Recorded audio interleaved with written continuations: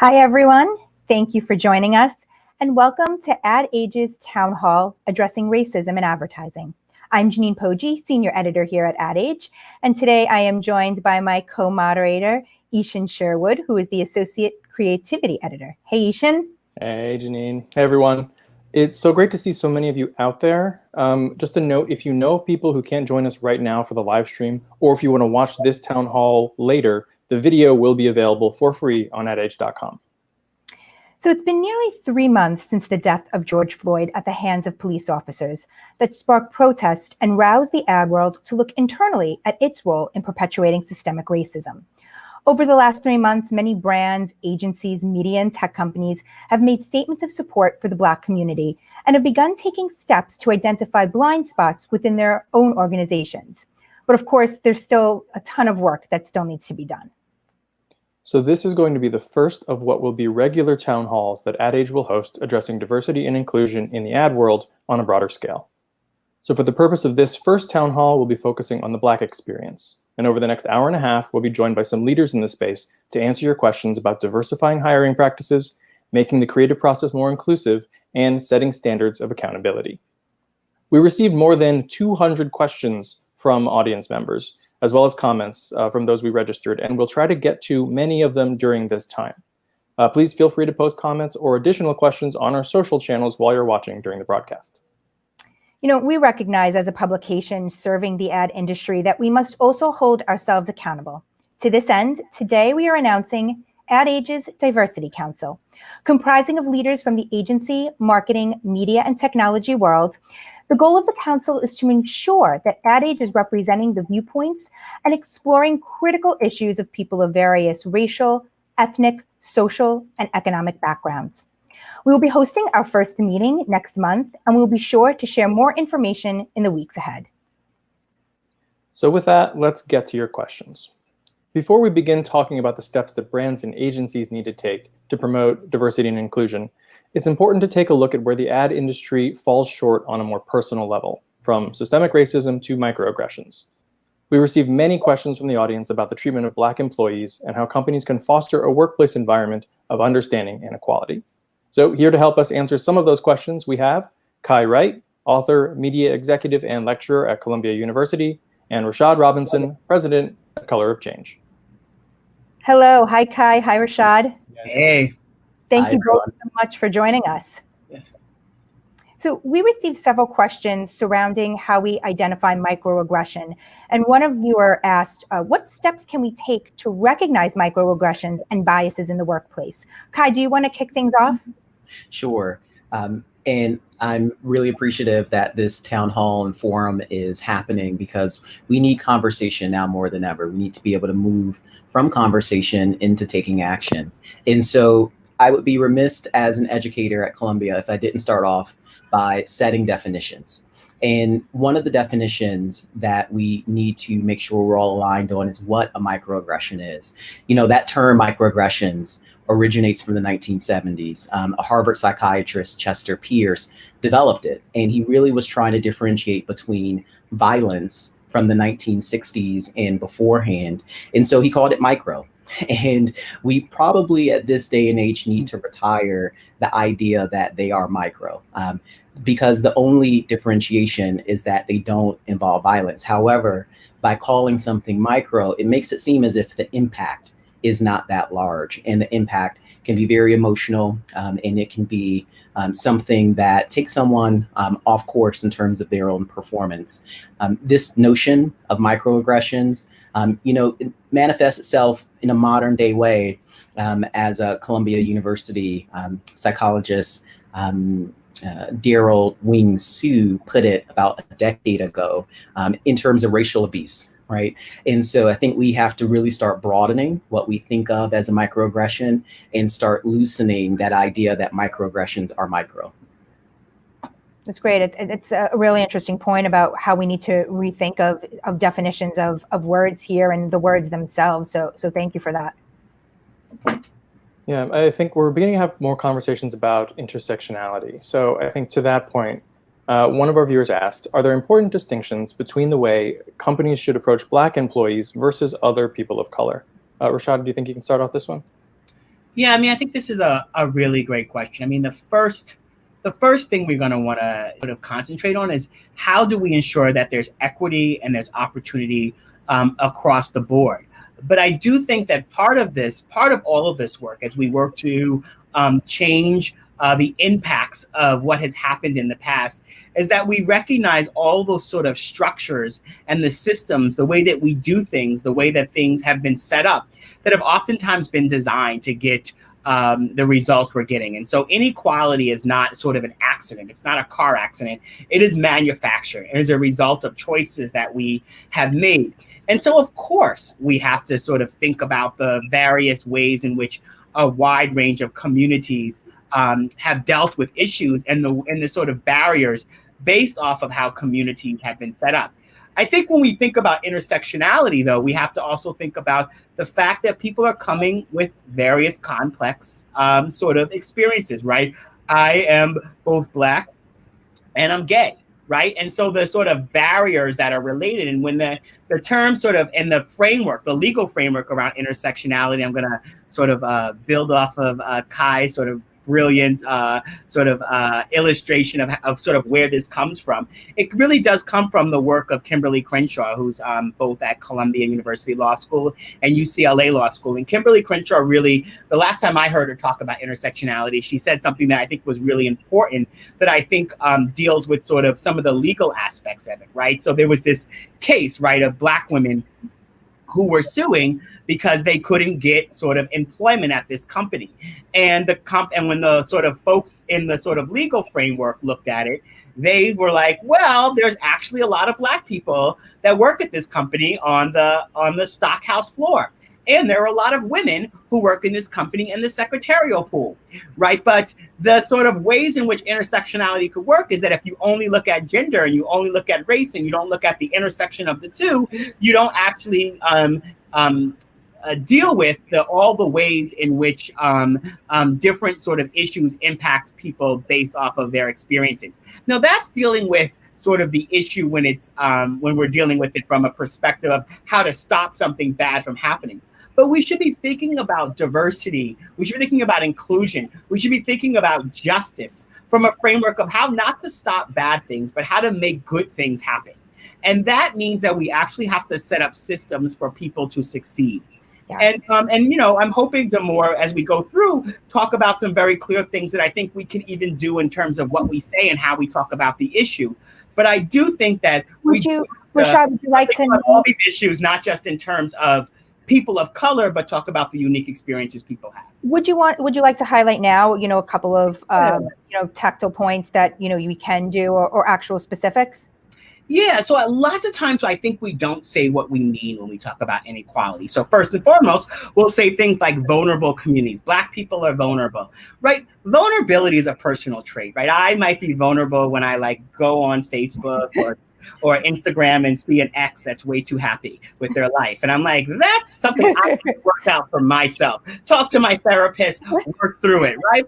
That's vulnerability. But when we talk about communities as vulnerable, we spend our time trying to fix those communities and fixing those people rather than fixing the structures that have hurt them. Another way to think about it is that we will say things like, Black people are less likely to get promoted inside of ad agencies, instead of ad agencies are less likely to promote Black people. And why this is important, right, is that on one hand, if it's about Black people being less likely to get promoted, then we start focusing our energy on what's wrong with Black people.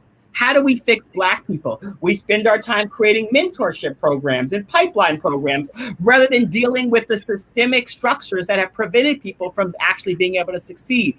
We fix the people instead of fixing the systems. I'm not advocating against pipeline and mentorship programs, but when they are used to prevent us from actually dealing with the structures that have held people back, then we are actually not doing the work to actually change anything. They'll say Black people are less likely to get loans from the bank, instead of banks are less likely to give loans to Black people. So I do think that even as we're sort of working to build a more sort of just and equitable environment, we have to say what we mean. We have to not talk about people from a deficit perspective, but talk about the systems that have hurt people and work to undo those systems so people have a full opportunity to sort of be counted and seen and contribute. Right. And, I think this brings up, another important point, another important question that we received. Is racism an issue to solve for Black people first or for all populations simultaneously? Janine, I'd love to maybe kick us off in terms of that question. There was a research study that was conducted and released at the end of 2019. Companies that participated were Disney, American Express, Johnson & Johnson, KPMG, IPG, Morgan Stanley, Pfizer, Unilever. What was uncovered in that research, and it was specifically around the Black experience, and it's something that Ken Chenault highlighted, which is when you try to solve the problem of people of color, it hides the hidden forces that are holding back individuals that are Black specifically. So I'm going to go back to something that Rashad said, which is we really have to make sure that we are framing and asking ourselves the right question and solving for the right problem. And what we often find when we look at data for people of color, that in the industry, individuals in advertising for people of color would be 20 to 30% in terms of any individual company. Now, the Association of National Advertisers did a piece of research last year, and what they found among their member organizations is that Black representation across the board was about 7%. When they look at the number of CMOs, it's 3%. Mm-hmm. And so we really have to be specific with solving the problem of the Black experience in terms of advertising, and understand that if we don't solve for that problem, then we will not have creative work that appeals to the new majority minority country that the United States and the world is quickly becoming. There's some questions around, supporting social platforms that aren't supporting civil rights, and if that is a form of microaggression. Rashad, with Color of Change, part of the Stop Hate for Profit movement, what do you, think of that? Is it wrong to, support Facebook and other social platforms that have come under fire in recent months for how they handle racism and misinformation? So, I've been really encouraged by all of the big companies and big brands that have stood with us in the Stop Hate for Profit campaign, and recognize all the ways in which it's not just beneficial to saying you're doing the right thing, but if you put out a statement for Black Lives Matter, but have your corporate brand next to the Boogaloo Boys because Facebook refuses to pull down their site and pull down their group off the platform, then you are sort of undoing the sort of work that you're doing. And so I think in many ways this is important for brands to have to address. I remember my 6 years at GLAAD and the sort of ways in which corporations put energy, resource, and money behind their statements of support for the LGBT community. And sometimes I have to ask companies that were willing to do that when I was at GLAAD, but not willing to do it around Black issues, sort of what is holding you back? Why is this a problem for you? And the thing I want to say is that this is also not just about what does it mean to invest in or divest from things that hurt us. But this is also about where are we investing our money? And I'm hoping that, we can also talk about sort of all the ways in which the sort of buying and support inside of Black media has been dismal. Yes, we're gonna get to that later on the program. We have some great people on. We have Shireen from OWN and a couple other folks that we hope will address that. So I think it's an important question. Rashad, you mentioned, building out pipeline. This is what agencies and brands are often doing. You finally get people of color inside an organization, but then often they don't stay because they don't feel comfortable, they don't feel supported. One of our viewer questions was, how do you address the issues of systemic racism when you are the only brown or Black person on the team? Kai, maybe you could take this? Sure. I started in the industry in 2007. And the reason I mention that is because it was pretty pivotal in terms of a year. In 2006, the Commission of Human Rights of New York City came to an agreement with the 16 largest advertising agencies. And one of those agencies was the one that I work at now, Ogilvy. BBDO and a number of other agencies were included. And there was a big diversity push at that time. And what we saw is when there are these cycles of these big pushes, it's not about bringing individuals in. In fact, when we look at the statistics, in terms of how many people are at different job levels that are Black, what we find is that the entry-level roles are the most plentiful. And so there is, I would argue, no problem in terms of solely bringing individuals in. A large part of the problem is retaining individuals. Last week, I was on a education summit with the deans of some of the largest communication and marketing and advertising programs in the country. The dean of the Howard Cathy Hughes School of Communication, the dean of SI Newhouse at Syracuse University, and one from the University of Virginia in terms of UVA. And one of the things that we discussed was how we start to create a culture and environment so that the individuals that we're training from a pipeline standpoint are greeted and treated fairly and given those opportunities, as Rashad mentioned, so that they can grow, retain their sense of culture as they're growing, and also be empowered throughout the process. And there's three things, because I do think it's important to be action oriented, right? So there's three things that I'll like to share with individuals. And these are, kind of ways, if you are one of the only minorities on your team, in your department, at your office, that you're going to have to do. And it's going to be uncomfortable, but it's crucial in order to get progress. The first one is when you see an offense, you have to make it known.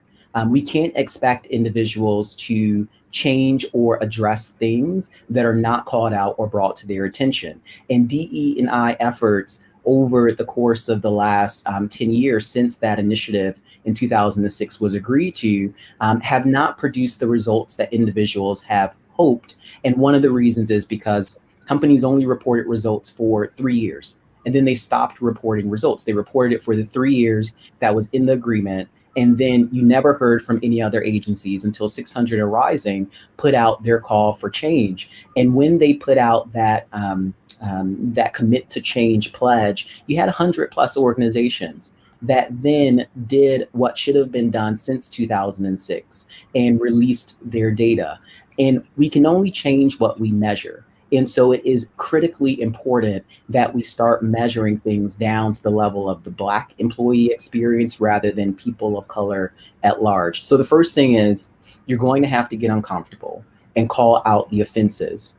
The second thing is we really have to shift from what the offense may have been in terms of what was said or the behavior that was displayed to the impact that it has. And that comes from Daryl Wing-Soo, who studies this intersection of communication and racism in the workplace.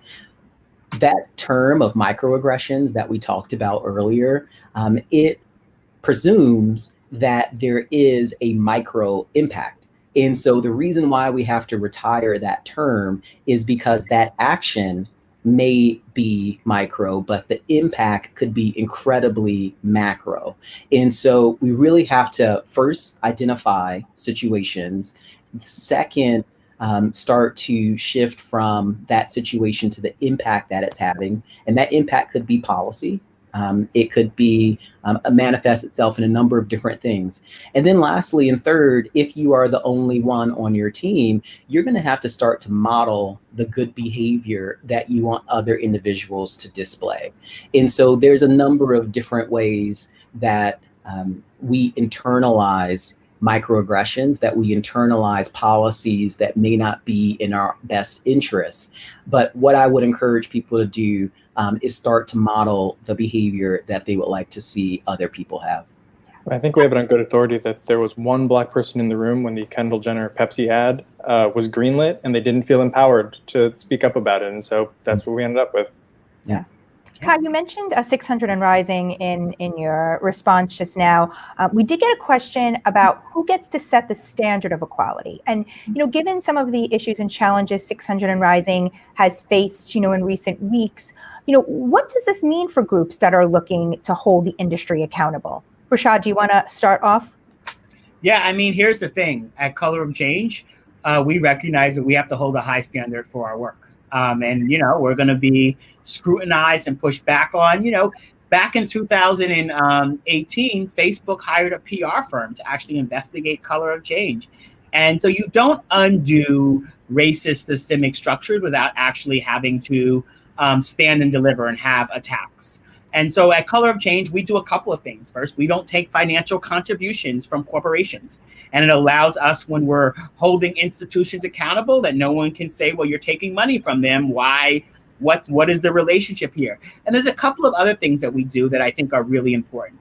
At the end of the day, though, far too often,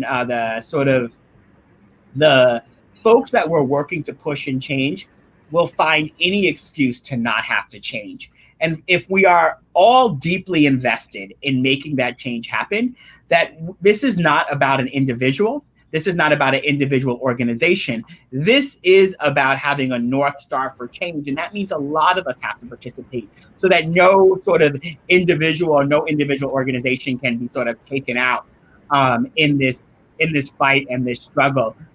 My experience every single day is that people will have a whole lot of analysis about how we fight for justice, a whole lot of critique about how we fight for justice. And sometimes I just want people to put a lot more energy into actually just fighting for justice themselves. And that, I think, for all of us, whether you are a Black person, a person of color, or a white ally, what we, I think, all have to recognize is that the work is going to include and needs to include all of us. And that will have to be how we win any of this. Yeah. Kai, do you have any thoughts on who gets to set the standard of equality? Yeah, really great question. I just want to build on what Rashad has said, which is this level of inclusiveness that needs to happen. There are dangers when we have individuals who are supposed to be the recipients of policy and goodwill, when they are not, their voice is not amplified or present when decisions are being made. And right now, there are a lot of decisions being made at agencies and on the brand side from leaders, from C-suite, from boards that simply do not have the representation. And individuals are woefully thinking that they will produce meaningful results for a group of individuals that have no say in what is meaningful. And I want to give one example.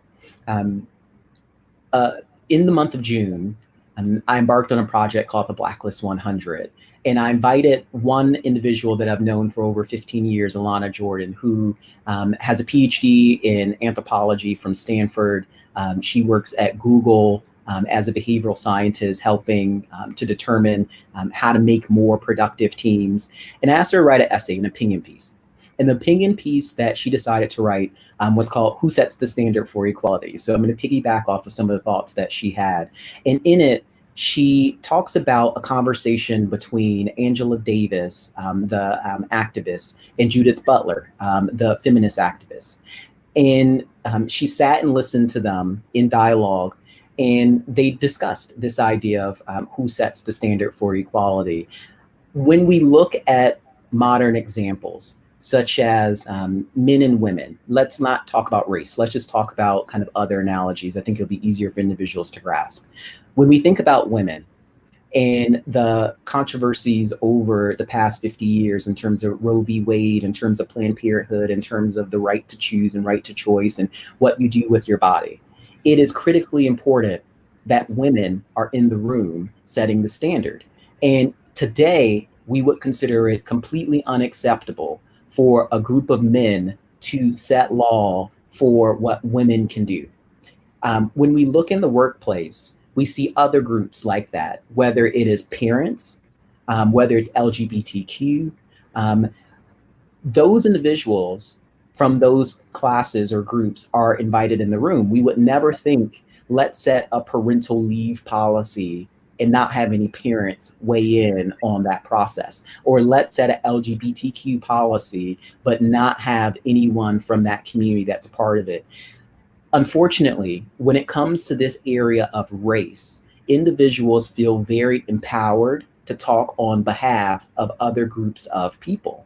And I would really caution individuals that we're not going to get the results that the industry needs by having non-Black individuals try to set a Black agenda. And so it's critically important that right now, what companies can do is start to elevate the voices of individuals that are Black and leaders and put them in leadership positions. And leaders are not necessarily manifest in a title. So we have to be very careful that we don't reinforce a negative by having only named leaders that can set the agenda, because that reinforces the problem that we have at hand, which is there's an insufficient number of Black leaders. So going back to Rashad's point, we have to make sure we're solving the right problem. Yes. And the problem that we're trying to solve is representation. And it's not a matter of there not being enough Black leaders who should be sitting at the table. We have to ask ourselves, what is preventing the Black leaders that are ready to sit at that table from taking that seat? Yes. Thank you so much. Thank you, Kai. Thank you, Rashad, for joining us. We appreciate it. And thank you for all the insight. Thanks. Thank you. Thanks. Those are great points. Organizations probably won't change unless they're forced to. So we've got a few shout outs from people who are watching live. Ed Higgins, Karma Dima, Shamim Alam, Erica Holt, Suzanne Widor, Khaled Syed, Zara Nethersol, and Hallie Farber. If you are watching, remember to drop any questions or comments that you have or shout outs into our social channels. Maybe we'll have some time to read them. I am Ishan Sherwood, Associate Creativity Editor here at Ad Age. I am here with my co-moderator, Janine Poggi, Senior Editor, and we are now moving on to our next panel. The question of setting standards, as we just heard, is an important one. And as companies set agendas for how they plan to improve their internal operations, there are questions about where the ad industry currently is and how it can be held accountable for following through on its promises. So now we're joined by Angela Brown, Senior Social Strategist at GSD&M, Lincoln Stevens, co-founder, the Marcus Graham Project and Locomotus, and Jayanta Jenkins, co-founder of Saturday Morning. Hi, everyone. Hello. Hi. Good morning. Hi. Thank you so much for taking the time to be here with us. No problem at all. Thanks for having us. Angela, your plant's still alive. Yes. Well, no, I think that's a new one. Listen, I had to, it's fine. We're making it work.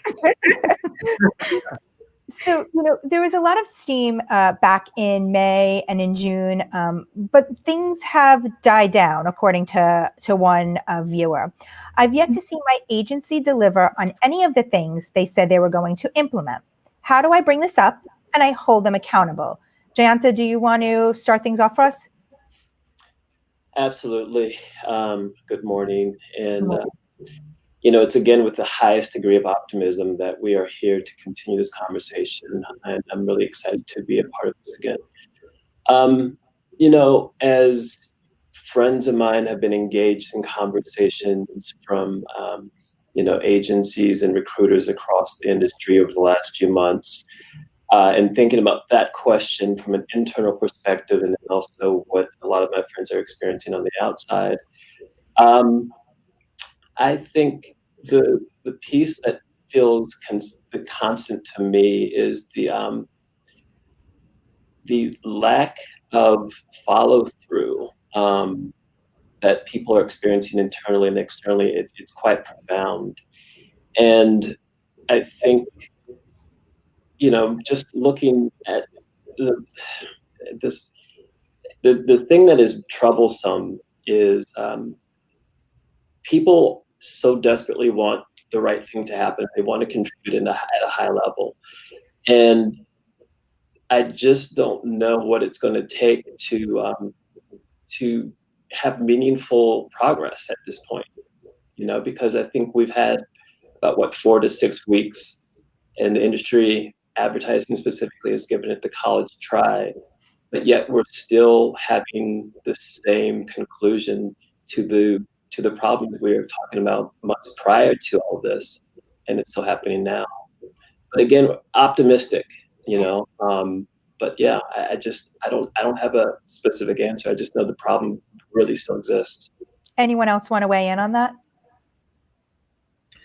I'll just say, from our perspective, I guess a good thing has been that we've received over the last few weeks and months, more emails and inquiries about participation in our programming than ever before.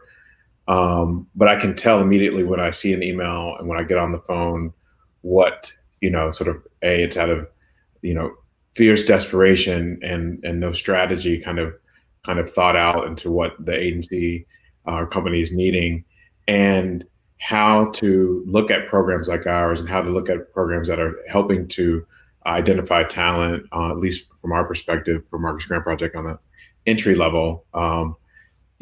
Like, it's still being treated like it's a charity situation, right? Like it's not.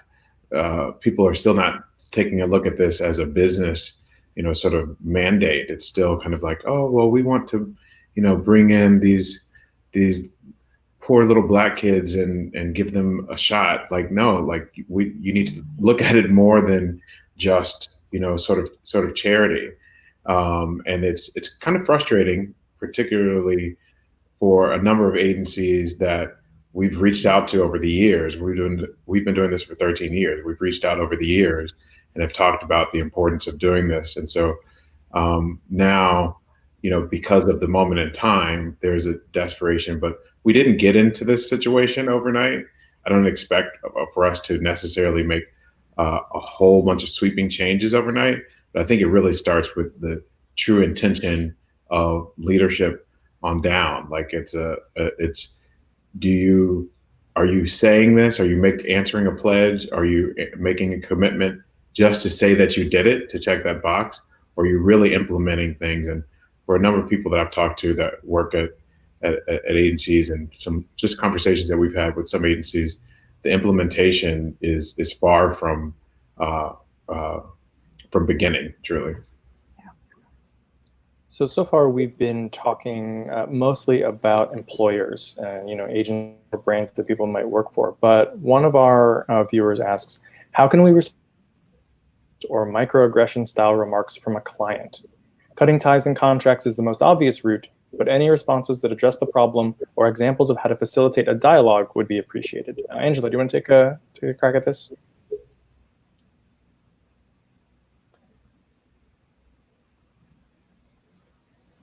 It looks like she may be frozen. Maybe frozen. Can you also? Oh, there you are. Oh, okay. I'm sorry. My thing kind of cut out for a second. Did you get the question, or do you want me to repeat it? Can y'all see and hear me? Yes. Oh, I heard it. I just went out for a second.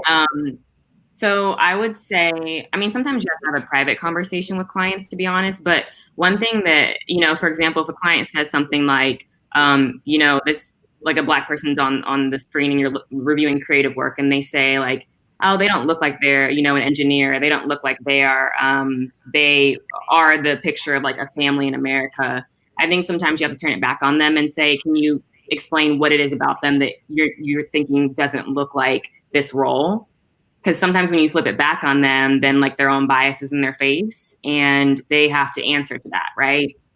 And if they start kind of, stuttering and not quite understanding like what they're trying to say or what they mean, you can kind of understand, and not just like the stuttering part, but if they kind of trip over their words, right?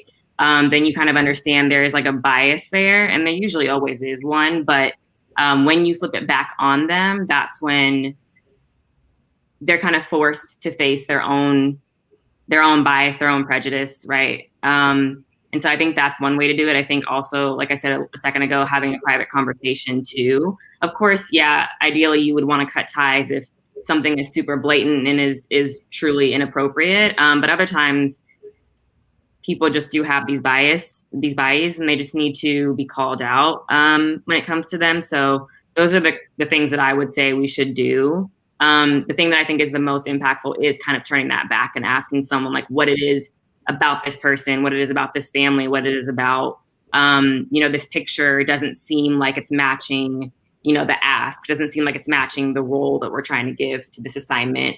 And then once people have to answer to that, they usually either try to back out of it or, once they answer it, you'll kind of understand, should that relationship continue or not? How often are we going to have to confront it? And those kinds of things come into the picture.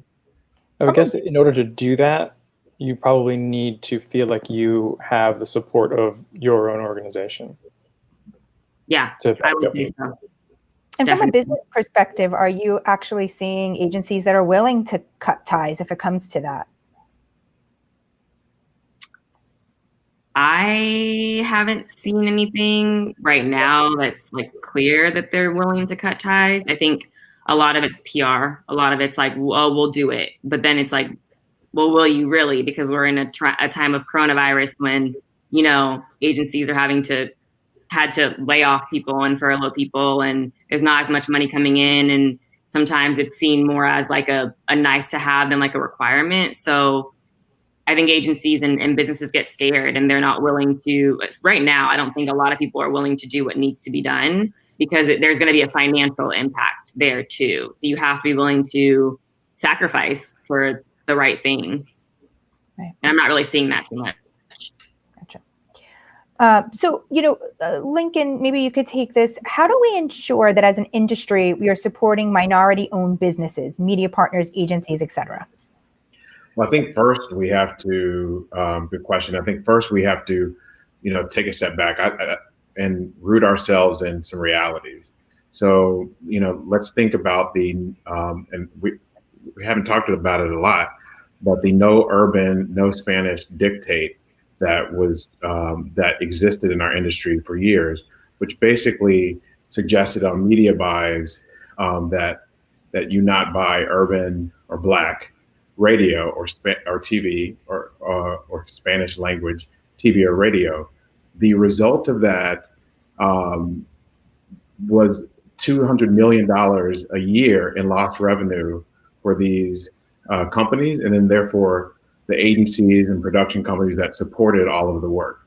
So I think we have to first think about how over time that impacted the existence of certain, media vehicles and the existence of Black-owned or Hispanic-owned agencies, and really examine from a repertory justice perspective, from an economic justice perspective, what types of things need to be repaired and put in place from a policy perspective that allows for minority-owned businesses to compete now. And compete in a way that allows them to thrive. Because it's, when we talk about institutional racism and when we talk about equity, the economic part cannot be ignored, and we haven't talked about that enough. So in terms of support for agencies, just give them the business, right? There are a lot of agencies doing a lot of mediocre work that just have a lot of longstanding relationships. Talk to a client that says, hey, I know that we have, X hundred amount of agencies, and I know the waste that we have because we're not monitoring the success of it. So there's an opportunity to really look at the roster that you have and make sure that there is that there's equity in the way that you're supporting minority-owned businesses.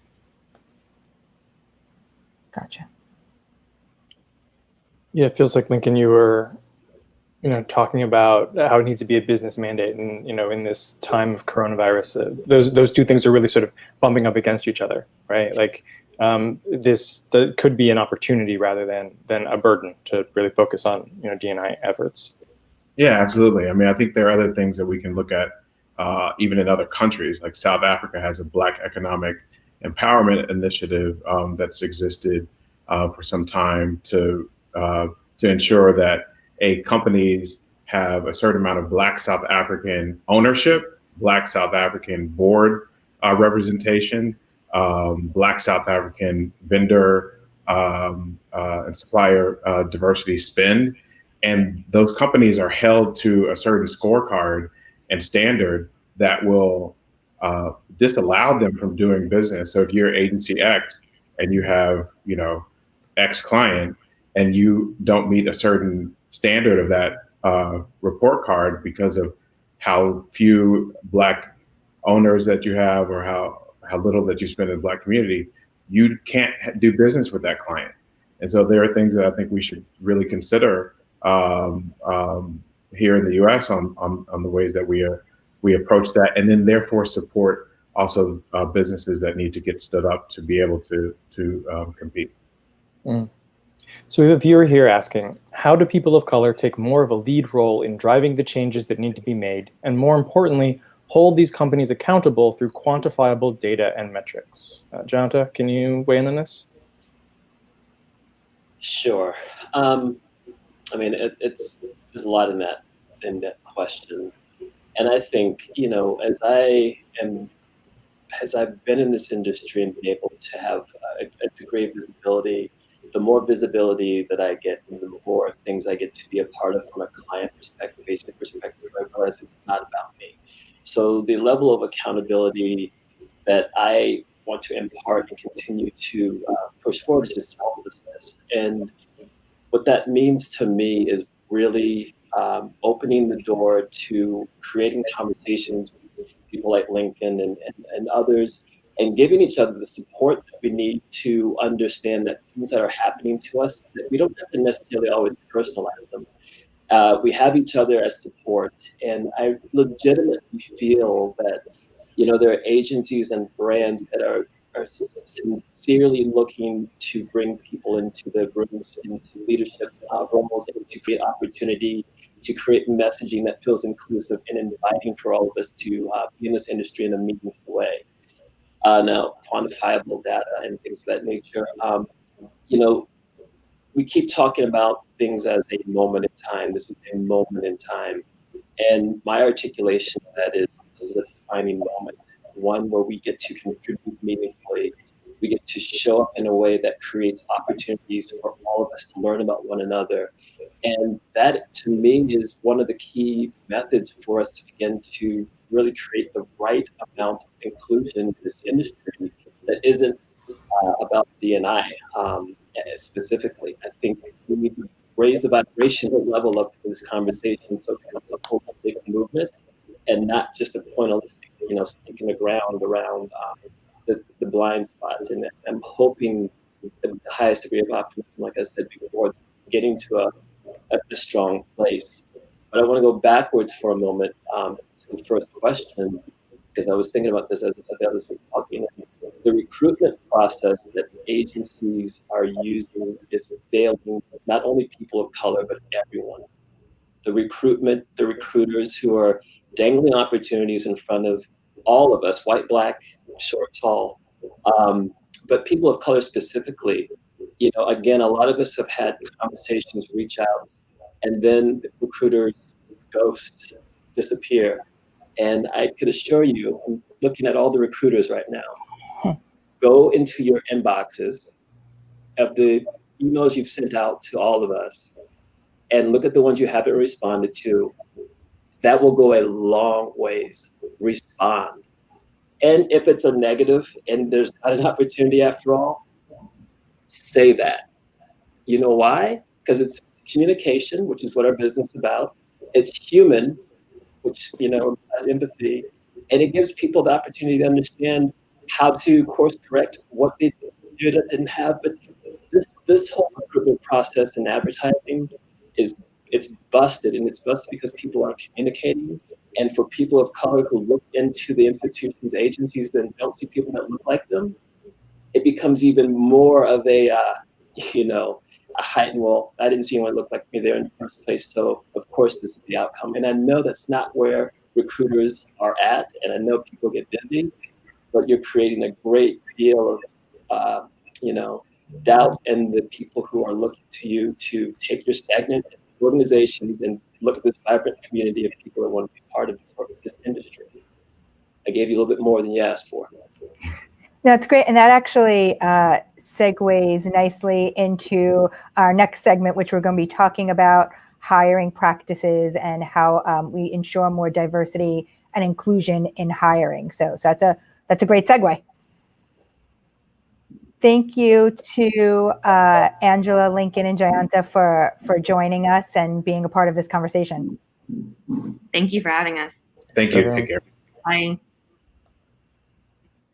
So as Jayanta said, you know, the recruitment and hiring is obviously a huge issue and, you know, a big part of the conversation.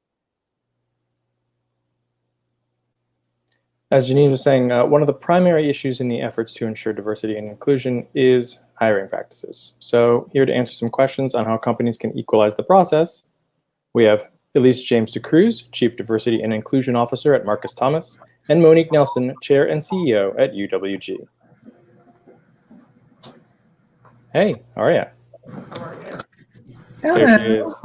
Hey, Janine. I am back. Sorry about that, everyone. Hi, Elise. Hi, Monique. Hi, how are you? It's good to see both of you. So to kick it off, we do have a question here. How are we going to change the hiring process to ensure no unconscious biases are omitting candidates? Tall order. Can we start with you, Elise? Sure. I mean, I think there's a lot of research that shows that there are unconscious bias practices within the industry. And there are a lot of ways that you can kind of mitigate unconscious bias practices within the hiring process. One is to really build awareness around the hiring process within your organization. Another is check the job descriptions. Look at the language that's within your job descriptions. Also standardize the interview process to make sure that all of the individuals that are part of the interview process understand what their roles are, what types of questions need to be asked to minimize any unconscious bias practices. And the other piece is watching out for likability factors, making sure that you have a standardized approach so that you won't come into a situation where you are favoring certain candidates. And I would say, lastly, vary where you post the jobs. I know it's easy to post jobs in specific on specific sites. Referral-based practices might come into play, but the easy solution is not always the best solution. So really diversify your portfolio, if you will, around where you're posting the jobs. Get uncomfortable, being uncomfortable and reaching out to organizations and associations that support the advancements of Black and Brown people, both within the advertising sector and outside of the advertising sector, to ensure that you're getting a wider candidate pool to bring into your organization. And, Monique, what are some of the watchouts to look for in job descriptions and interviews that might help you realize that the position is a token position? Well, first and foremost, you should never hire anyone for race or gender in order to show some sort of political correctness or anything like that. We really do want to make sure that the role is specific for the right person. One of the things that I will add to what Elise said is, we should really be looking at scrubbing, resumes and really getting down to skill sets. Let's take all of the things that will allow that unconscious bias to creep in, things like, names, schools, age, phone numbers. You'd be surprised, the things that people will glob onto. What a 212 means, what 312 means. So let's really be thoughtful about that and really get down to skill set and make sure that you are bringing the best person into your organization. But a token position will doom you for failure and certainly will not do any good for the organization, both internally or externally, especially when there aren't that many people in leadership positions that are people of color. So just want to be very thoughtful of that. Yeah, are there things that we should be paying attention to know that perhaps there's indicators that it is a position that they're not necessarily hiring for the right reasons? I mean, I think anything that would just say, hey, I'm looking for a Black person for this is probably wrong, right? So, I mean, that would happen. And we would say, is that really what you're trying to do here? I don't think you're just trying to hire a Black person. I mean, it comes up. So the informal conversations are probably more concerning in that regard than would ever be in the job description, right? The job description probably wouldn't say looking for a Hispanic female, right? Or looking for a Black male. So we want to be thoughtful about those informal conversations and the behind the scenes conversations, because those will ultimately override what you're really looking for. And let's just diversify the candidate pool so that you have a better shot at getting, you know, a broader sense of what could be in that role. And again, really concentrating much more on skill set and giving yourself a broader, you know, opening that aperture around possibilities of candidates is a much better way to talk about inclusion. Because if you start with tokenism, first and foremost, very damaging, not only to the person, but also to the organization. Yeah. So here's a question from someone who is also tired of this same excuse just as much as I am. Can you talk to the common refrain about there not being a deep pipeline or difficulty finding talent? At least, can you talk about this? Sure, for days. You know, when I hear this, I mean, now I kind of chuckle because there are enough candidates from underrepresented groups out there. I think, you know, when I hear this statement or phrase in a question, you know, it becomes a little bit frustrating at times. I feel like it's a lazy way to address your, you know, recruiting needs, especially to attract and hire top talent from underrepresented groups. I think the conversation should be more focused around what are organizations doing to ensure that they are developing and strengthening relationships and partnerships outside of their comfort zone. And what I mean by that is when you have a certain group of individuals or certain organizations that you are comfortable talking with to recruit talent, it's usually you're usually going to miss out on untapped opportunities to reach candidates that are Black and brown and from underrepresented groups. So it does start with creating a comprehensive strategy, recruitment strategy to attract talent within those groups. But more importantly, making sure that you're retaining the talent once you get there. We can't focus so much of our efforts on attracting the talent, recruiting the talent, or more effort than making sure that when we get them in the door that they stay and they feel included and they feel like they belong and that they feel like their voice is heard and that they are seen every day and that their work matters and that they're getting professional development opportunities to continue to advance their careers. So I just think that as we talk about these, you know, these areas around recruiting and talent pipeline, and candidate pool, that we're really being, you know, intentional about who we're reaching within those groups, what relationships we're developing, even if they are uncomfortable. You know, I think it's really important to make sure that we're having those conversations with ourselves to kind of check our biases to ensure that we're meeting people where they are, to ensure that we have candidates that come in the doors that feel supported, and that they can bring their best selves to work and contribute to the business in a meaningful way. Elise, you actually intercepted my next question there. I think we lost Monique, but you can elaborate on this one because we got a question. Okay, so you hired a person of color in a basically all-white agency or marketing department. How do you keep them feeling happy and valued? So you touched upon some of the things, but maybe you could talk a little bit more about some of the things agencies can do to, you know, instill. Hi, Monique is back. You can instill, you know, a wanting to be there and a happiness to be there.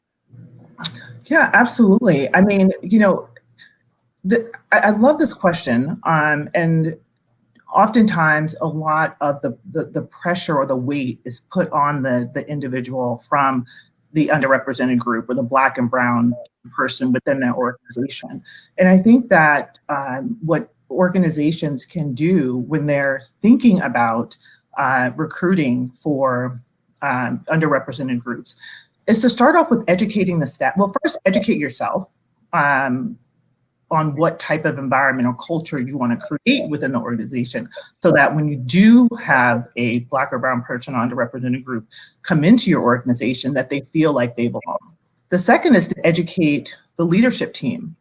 The third is to educate the staff and understand what their why is on bringing a group of bringing Black and Brown people into the organization. I just wanted to address that first. And then secondly is to create opportunities and access to conversations and experiences that will continue to provide professional development and learnings. A lot of times organizations bring in, Black and Brown folks, and they might exclude them from conversations. Oh, they might not need to know about this. But a lot of it is listening and learning, right? And understanding, how people operate in business as well. So I think, it's really important to ensure that you provide the access to experiences and opportunities and be inclusive outside of educating the employee base. So it's not so much weight on the individual who's coming into the organization. Like, they shouldn't have that burden on their shoulder either, to have to educate the entire organization, or the ERGs for that matter, employee resource groups or affinity groups. Like, we're all in this together. Everyone has a role to play. And it's the responsibility of everyone within the organization to ensure that they have an inclusive culture where that Black and Brown person, when they walk in those doors, they feel like they belong. So our next question, Monique, maybe you can address this one. Given the current economic situation many agencies find themselves in right now, what can a small to mid-sized agency do to prioritize diversity when there's a hiring freeze or an internship freeze or something like that? Sure. I mean, there's lots of really great things you can do. I mean, you can talk about introducing lunch and learns. You can do speaker series. You can also, introduce, some really interesting areas where you can, talk about a diversity calendar, talk about celebrating, cultural events, do things where the team can start to participate and learn together. You can talk about, doing a reading or a book club where folks can start to self-educate and get yourself up to speed. There's lots of opportunities to do some online training that wouldn't, cost a tremendous amount. And you want to just start to lean into this. I mean, part of the challenge right now that we're trying to anticipate, especially in our industry, is the fact that over the next 30 years, the fastest groups, especially if you're looking at the US, but it is a global phenomenon, is the fact that there's 3 groups that are going to take up 90% of the growth, and that's African American, Asian American, and Latin. And that's going to be critical for both sides of the business, not only the consumer side, but that is your talent side. So everyone should start to get better at this. They should start, educating in a way that allows you to make yourself smarter and make yourself more ready for a different workforce. We really are talking about a transformation process. One of the things that we are, I'm concerned about is the fact that this can no longer continue to be a bolt-on or something that's on the side. This is really going to be integral to how we see our business moving forward, not only now, but in, the near future and onward, right? We've got to really talk about what inclusion looks like, feels like, and is expressed like in our organizations so that we can be more successful moving forward. Monique, I'm going to bring this one to you too. Considering that the makeup of executive leadership roles is not reflective in the makeup of regular society, do you believe there should be some sort of government mandates put in place for businesses not choosing to have fair representation at the higher management levels? Absolutely not. No way. The challenge there is we run into just counting people. And that is not what this is about. We can't just, start bringing people in. You'll never get this integrated into your organization if you just start hitting a number, right? And let's be really honest, who does something that they feel like they've got to be forced to do? What we want to make sure is that this is something that everyone can embrace as a positive piece of the business, that this is going to move your business forward, that this is going to make your employees more engaged, more productive, and happier at work. And it can't be about, I remember being called a twofer that didn't make me feel very good. And ultimately, that is what you tend to lean into when you start talking about government mandates and things along those lines. We want people to participate because they think it's not only the right thing to do, but it should also be the profitable thing to do. And ultimately, we should be building on the fact that this is a business integration structure, that this is something that you want to do to make sure that you are truly meeting the needs of your clients, your consumers, and your team members. And we all know what happens when you're forced to do something. That's not always good. So I say, excellent. What do you think about something like internal mandates for an organization, right? Ones that aren't levied by a government or an outside organization. I mean, if you have, those are metrics, right? Those would be your goals. You would want to put goals in place. Hey, we don't have enough people of color at certain levels. Let's really make an effort to get gender, parity. Let's really make an effort to put people of color on a path to success, right? You look at Chase's, advancing Black pathways. There are ways to do it that are good for the organization, things that everyone is committed to because they understand what that outcome is going to deliver for them, right? But it's not necessarily about, I've got to have, 100 of these and 5 of those, and it just doesn't work that way. But yes, you should have some measurement. You should have some goals that you're trying to reach as an organization, and that should be included in what your total D&I and E efforts are, and how is that going to make your business outcomes stronger. And then you're not cross-referencing your twofers and your threefers and making sure that all your columns are lined up. Right. So and as an organization, good. Sorry. I was just going to add, as an organization, don't be afraid to start. Like, you have to start somewhere. I think a lot of times organizations are afraid to take the first step because they might, be intimidated by the process. They might not think that they have all the resources or the capacity, but small steps make big impacts. So don't be afraid to start. Don't be afraid to, create a level of transparency, to share your progress and share your story, regardless of where you are within the journey. Because there are other companies out there and organizations out there that are going to use your story as inspiration to chart their DE&I journey as well.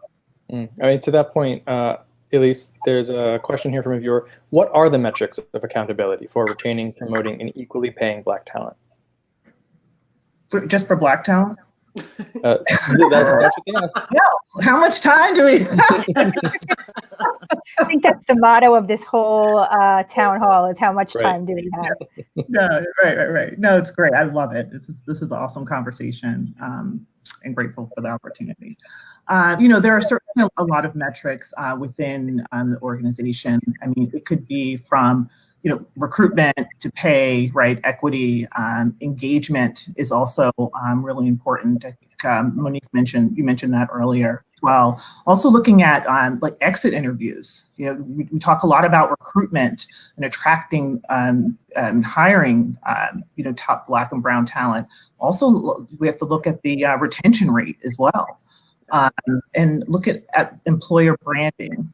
How how organization would stack up against other companies within that they might aspire to be like, and looking at I mean, there's so many, but I mean, certainly like recruitment, equity, exit interviews, engagement are certainly important metrics to look at as well. We didn't talk a lot about it in this session, but looking at supplier diversity. I mean, that's a big part of this work as well within the marketplace, making sure that we're partnering with underrepresented groups. In addition, I would just add to that, evaluations to kind of see how are, different groups being stacked up against, others. And are you leaving certain groups behind? And if so, are there subjective gaps that should be closed? So you should, have some monitoring going on there as well, because we know that sometimes, cultural nuance matters in the organization. And are people completely up to speed? And I think we talked a little bit about it before, but there's a lot to the informal, network in an organization, and you'd be surprised, and for Black people in particular, they could be, walking around literally in the dark because they're not in the informal network, which can ultimately allow them to fall behind because they're not in the conversations that are necessary. And we all know the mantra of, decisions about you are made in rooms without you. And it's really, really critical that everyone be socialized equally. All right, so in just a minute, we are going to talk about what the talent we have hopefully retained will be doing at work. But thank you so much, Elise and Monique, for talking with us today. Thank you. It's a pleasure. Thank you. Bye, everyone.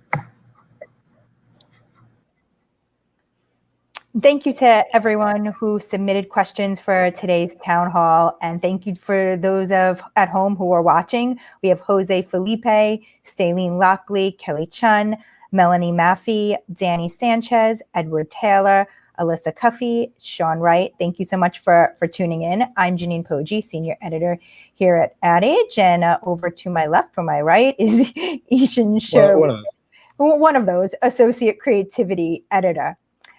So now we're going to move over and take a look at the creative and buying process.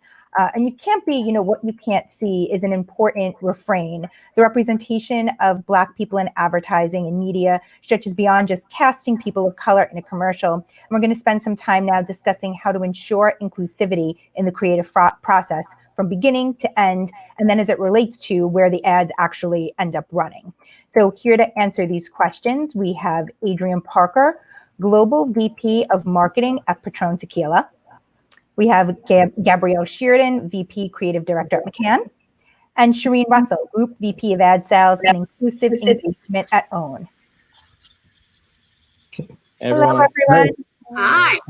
Hello. So, Shireen, let's kick it off with you. We have a question here from a viewer. How do we avoid the perception of tokenism when diversifying marketing campaigns? I think I might even just expand that too. How do you avoid tokenism? That's a great question. And I think it really starts with marketers beginning with the research, identifying when you're looking at your consumer set and who you're targeting, what are real-time trends, what's happening. And in many instances, when that information is not readily accessible, it's finding the right media partners to stand in the gap, much like we do at OWN. And it's leveraging those insights, that intel, to make sure that you are hitting the nuances when it reflects Black audiences. And to avoid that tokenism, being able to show that intersectionality of how we all show up in lifestyle and the myriad of reflections of what it means to be a part of the Black experience. And in addition to that, the sensitivities around gender, the sensitivities around class, the sensitivities and nuances around aesthetics. And so the way to do that really is with a myriad of diverse folks at the table, helping to develop the storytelling, hiring differently, even when it comes to 60-second or 30-second spots, thinking about who can we bring on, who are storytellers, who are creative showrunners or producers, where maybe even in the traditional sense they haven't been a part of creating brand spots. Why not open up the opportunity to have new storytellers help develop the messages or to avoid tokenism and ultimately have greater resonance with the audience and consumer set. Gabrielle, how do we change our mindset from the start, in the brainstorming and conceptual phase of the work to ensure that we're avoiding bias? Yeah, I think that's where it begins, right? At the beginning, you build a brand and an agency from the inside out. I think, we have to kind of tackle it. We're tackling it right now like it's a brief, and it's not a brief. Black lives are not a brief. It's, Black culture, we are not just something that you can kind of check off as a mandatory. I think you need to get in the beginning of the work and first, to what Shireen is saying, look around and are there Black people at the table? And again, not just being at the table, but having a voice that is listened to at that table is key. So, if you're working on work that's trying to appeal to the Black audience or just trying to appeal to the world, but be diverse and inclusive, look around and make sure your table represents the world you're trying to speak to. And if it doesn't, change it, right? Or don't take the brief, don't take the job. I would love it if it's like when a client comes to you and says, hey, can you do social? And we're like, no, but we'll figure it out. It's not the same thing. You can't scramble to try to to try to tell Black stories authentically without Black people, Black creative strategists at the table, and again, empowering them so that they're listened to. So again, get in the room, look around, and make sure that your audience is represented at that table, and respect that voice and trust that voice. So I mean, I'm a big fan of, like, for those trying to tell Black stories right now without Black creatives or strategists at the table or account people, then the answer is so simple, you just don't. Can you also talk a little bit about talent and casting, especially in commercials? Should race be a priority in writing casting calls and or making talent decisions following auditions? Yeah, absolutely. I mean, I think the best diversity work is never on a diversity brief, right? Like, you cast a wide net, because also creatively it gives you the option to be surprised by who you find in casting, but definitely you should be intentional in your efforts. I think you have to intentionally cast that wide net for diversity. And then, you know, when you're doing that, it's so important to just, like, be open-minded, not to stereotype, not to tokenize that Black voice, not to just, you know, diversity is not a casting issue. You can't solve all your diversity problems by putting a Black person in the spot or in the background. They have to, you know, there's a difference between a Black cast and a Black narrative. And I think, you know, you definitely have to be intentional, because this will only last as long as we allow it to. I don't know if that answers it. I would compliment that and say Black audiences quickly snuff out that which isn't authentic and real. And then you get dragged on Twitter as a brand because you didn't come correct. So ultimately, it's important to have that nuance at the table. It's the, you know, to have that uniqueness and reflection, to show the, again, the myriad of different lifestyles, and be thoughtful and also be receptive and open to the fact that what might have been the narrative and the way with which you wanted to sell a product or deliver said service message will look differently when you're targeting a different audience. And to invite them in, you must really reflect them and celebrate them and say, I see you. Yeah. And that's much of what we've done at the network. To see you means I see your gender, I see your sexuality, I see the fluidity in that, I see the different range of socioeconomic, as I mentioned, class before, but more importantly, I have made sure that I've gotten it right, and that I didn't just assume the default narrative of the white story to sell a product and then put Black subjects in the place to do the work, to do the roles, sort of with the roles, if you will. I agree. Like, Black audience, we see right through it. I watched this thing the other day, and it was a Black story, and within 2 seconds, I was like, a white person wrote this. Within 2 seconds. And, you know, even with, like, the AA strategy, right? Black people don't just watch Black media, and we don't only have Black friends, right? So when you have a spot that only has all Black cast and it's running only in Black media, and you're not even putting real dollars or effort behind it, we see right through that, and we will, you know, drag you for it, quite frankly. And then we also sometimes, as we talk about agencies, we forget about, you know, the importance of having Black representation on the client side, right? Adrian, like, shout out to your voice, because the clients are the decision makers, and they drive the briefs and they drive the requirements. So when they start to require it, we get in line. So it's really important. Adrian, here's a question about allyship. Maybe you can speak to. Our viewer says, most people in these conversations talk about new HR-related practices in hiring and growing diverse workforces. But what can white people do in their creative work to better show anti-racist depictions of the world? That's a great question. I think, you know, getting woke is the first step, but now it's time to get to work. And that starts with us as an individual journey. I reflect on, you know, the question you were just talking on the topic. You know, me, as, you know, I spent 20 years in advertising in some form. And I remember our first briefs back before I could make a decision. I guess now I have at least some kind of control, or maybe the perception of control. You know, we always wrote in, hey, let's cast the racially ambiguous person. There's always the idea of, hey, let's just use the placeholder other. So, you know, we don't get too Black, we can't get too white. And, you know, what we were doing, and I'd say that, you know, as a Black marketer, right, was trying to almost disassociate ourselves and be colorblind. And I think now we have this new level of awareness collectively as an industry, but also in our organizations. But yeah, we do need to think broader. And so I think as we look at HR, you know, within the scope of that conversation, I think we've got to be okay being nervous, being uncomfortable, but being flexible, but don't be realistic. I've talked to so many leaders, CEOs, presidents, CMOs, vice presidents, and when it comes to talking about how we hire how we cast, or how we build our teams, oftentimes they already start from a position of, well, how do we do it from a diversity perspective?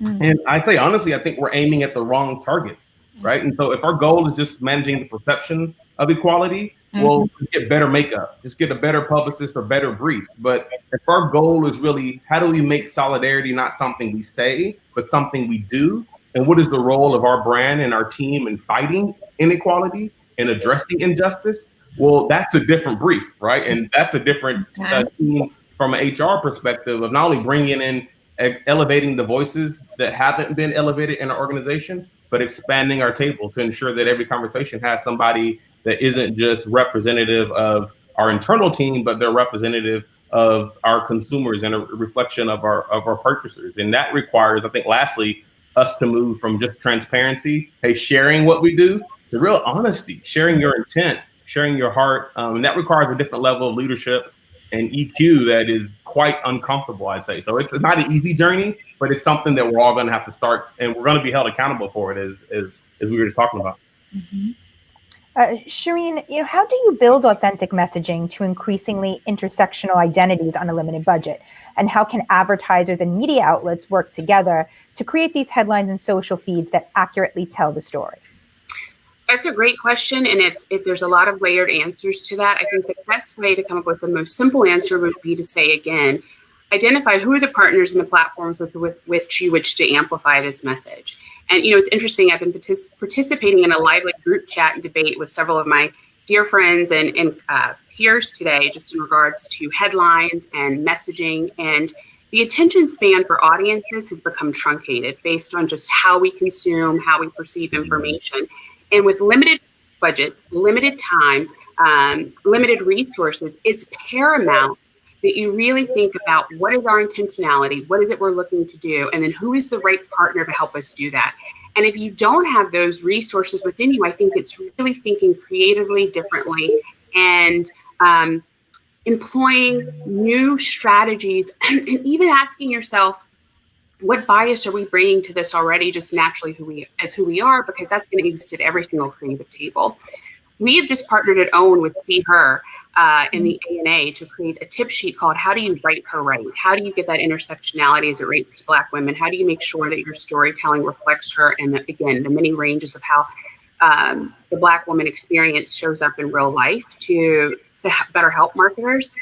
And I really think it's just that. It's finding the partners who are aligned with your intentionality, and whatever platform and publisher that you utilize, make sure that they're just as co-invested in getting the message right.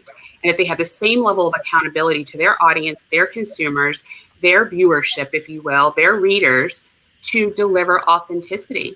And if you do that, I think you see that it will stretch, and it will give you the reverberation, if you will, within different groups and different platforms, through leading from that very smart place of how do we get it right from the beginning and have the right partners on board. And again, as I said before, if you don't have the resources, make sure the publishers and partners that you select do to help you get it right, have the right data, have the right intel. And I think a lot of times marketers are afraid to say, we don't know what we don't know.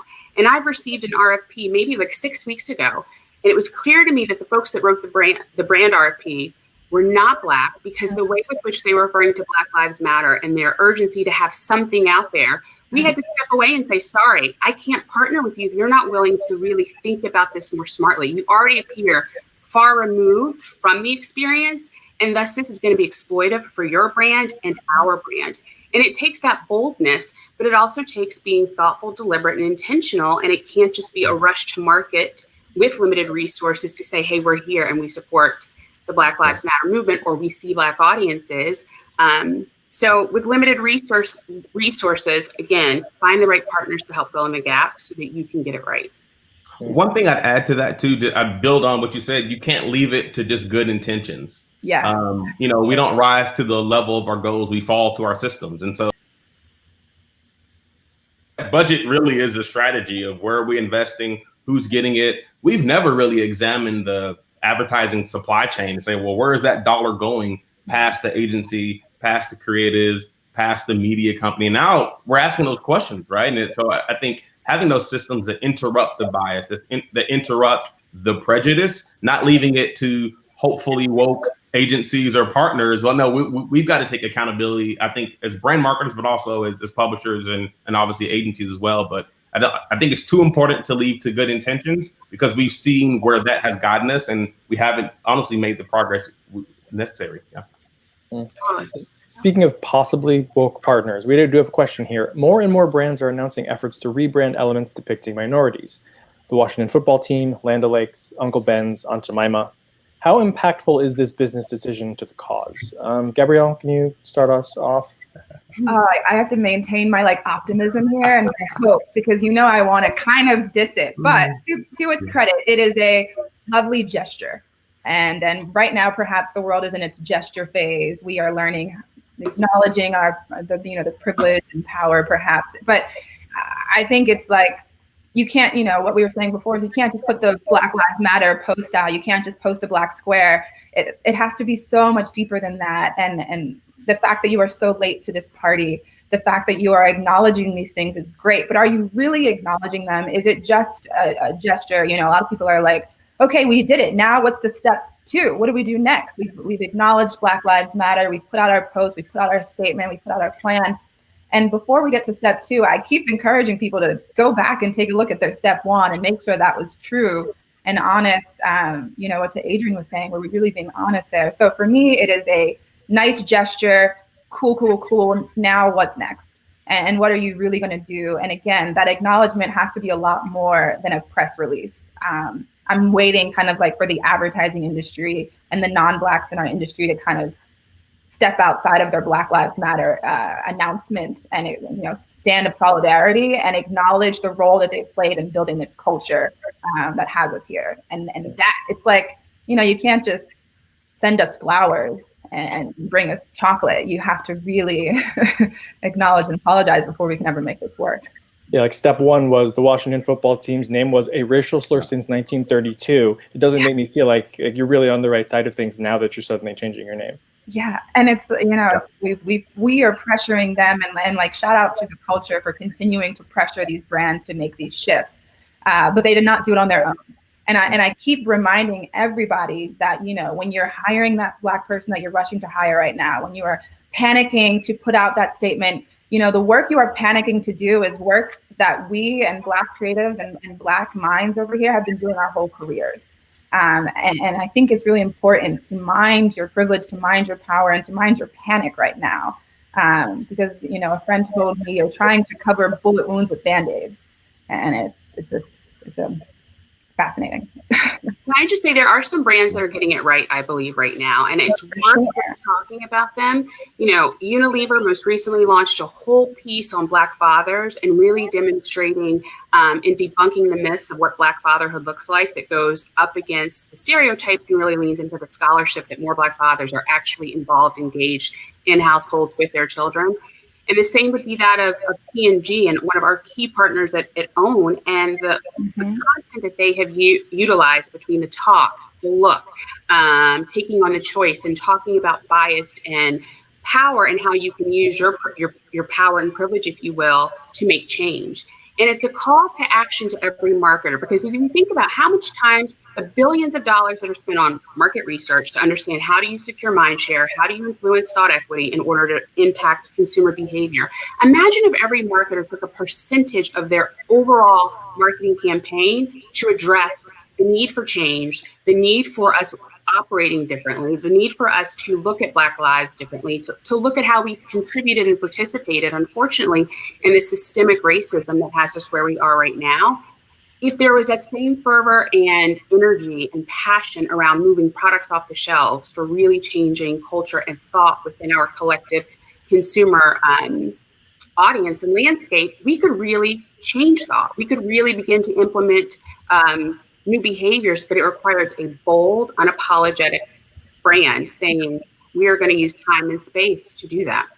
Yeah, I mean, I can shout out a bunch of brands that I think have been actually doing it quite well. And I'm a brand ad freak, and I would sit back and go ahead, Netflix. I think Foot Locker, a lot of these brands have been doing the right things. And again, to Shireen, your point, it's about putting their money where their mouth is. It's about really going beyond a statement and beyond a gesture, and pushing for solid and tangible change. Shireen, I have another question for you. Systemic racism in advertising has resulted in a void of support for Black-owned media, with only token advertising commitments, which is insufficient for the growth of Black-owned media companies. The questions are not only the reasons why to buy Black-owned media, but as importantly, how to buy Black-owned media so it's brought under the criteria and measurement of reaching its target market of Black households versus general market households, which has led to under-delivery and ADUs for Black-owned media. Do you want to talk about, sort of the buying process and, the thinking that goes behind, buying Black-owned media? Great question. And yes, because, it's so unfortunate because there's a huge disconnect. And I was having an internal meeting yesterday and speaking candidly about the studio category. And I said, you know what, we shouldn't just get an RFP for when there's an all Black ensemble cast that's going to be in a film for, a blockbuster release. Black mothers, Black fathers are watching this content and want to also see potentially a romance comedy, also want to see a family animated film. And it is not limited to one genre. And I think it just goes back to the place of thinking, said product might just be targeted for a Black audience or said campaign. And thus you go to Black media outlets and partners, and the expectation and the way with which the system is built does not reflect audience behavior, audience consumption, doesn't lead into that specificity and nuance. It's almost like having an algorithm.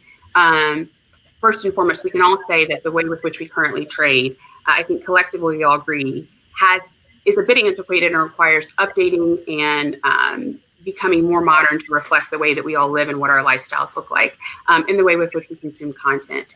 But the idea that when you take a general market brief or brand or approach and apply that to Black media outlets, it would look the same and reflect the same in and of itself starts the problem. And I think it's been a challenge for years across a myriad of different brands, and something unfortunately that we just can't get out of our way on. And I think part of what is required is we are reimagining the systems, reimagining the metrics for how we measure audience engagement. Look again at what does that look like when you're talking about a Black consumer and a Black audience, and where they're going and how they're going and how are they engaging. And I tell people quite often, we have like a series like Black Love. It's a docu-series on romance and Black families. And if you're solely looking at GRPs in order to how you're going to place your media, you forget about the engagement and the level of connection audiences have to meaningful content that reflects them. And when Owen arrived with a lot of its rich scripted from a myriad of different type of storytellers like Tyler Perry, like Ava DuVernay, like Craig Wright, when you have that rich storytelling, what we realized quite quickly is that Black audiences were starved of seeing themselves told in different ways. And sometimes that's going to be a ratings juggernaut. Other times it may not be. But the point is, how do you align yourselves in the right environments? And how do you come up with new measurement tools to say this is really the right space to be for whatever set objective you're looking to do? I hope that answers that complicated question. Thank you. And there's a lot to actually, unpack there. I think that in and of itself is probably a whole other segment that we're going to want to address, moving forward. And we'll be doing more of these. So these are all great questions that we will keep talking about. Adrian, did you want to? Yeah, I was going to say from the brand side, because I live this, I think not daily, but at least weekly. I think, we have to move beyond the Black budget. And I think for so long, Black media has been pigeonholed as a box to check versus a community to engage with. And so I think what's happened is, you're just discovering the values of the companies and the brands as they were. And I think, for so long, it's been the multicultural budget, which has always been a fraction of our overall spend. And then, so I think with the move, and I think what we're doing at Bacardi Limited and Patron, right, is less about what is our Black budget. We're about, hey, how are we making people the priority, building it around the consumer, putting them at the heart. And of course, we're celebrating, race, gender, body shape, size, their accent, their hair, whatever it is about the people. But for so long, it's been a subset of marketing. And it's because we've been not celebrating people. It's really been managing an approval process, satisfying stakeholders. And I think, like I said before, we were aiming at the wrong target, I'd say, throughout the industry. And I think now we have a new level of not only obligation, but opportunity to, I think, invest in audiences, invest in stories, invest in creatives and creators in that full supply chain, which is what I'm probably the most excited about. I know we've been I've been probably very, I think smoothness of a lot of advertising, and it's been well merited. But I think the hope, and while we're still here, we're all I think relatively optimistic considering the circumstances that